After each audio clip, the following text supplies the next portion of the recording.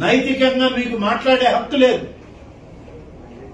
హిందూ ధర్మాన్ని కాలరాయాలని చూసిన వ్యక్తుల్లో నువ్వు నీ నాయకుడు ఇద్దరు ఉన్నారు.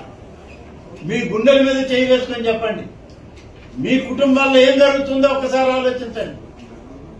హైందవ సంప్రదాయాన్ని మీరు పాటిస్తా ఉన్నారా?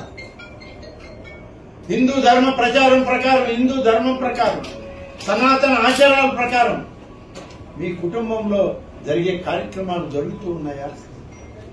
కానీ మీరు మాత్రం ఇవాళ మీడియా ముందుకు వచ్చి మా ప్రభుత్వాన్ని, మా నాయకుడిని, మా ముఖ్యమంత్రి గారిని విమర్శించడానికి, అందులో ఒంటిమిట్ట కోదండరామస్వామి కళ్యాణం జరిగే రోజు 5 సంవత్సరాల్లో ఒంటిమిట్ట కోదండరామస్వామి యొక్క ఆలయంలో కళ్యాణం జరిగితే ఎన్ని దఫాలు వచ్చాడు మీ నాయకుడు? ఇక్కడ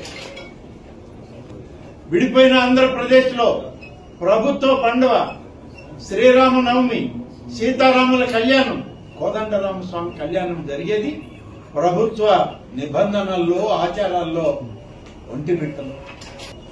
సతీ సమేతంగా వచ్చి అమ్మవారికి పవిత్రమైనటువంటి పట్టు వస్త్రాలను ఇచ్చారా? ముత్యాల తలంబ్రాల్ని మీరు ఇవ్వగలిగారా? లేదే.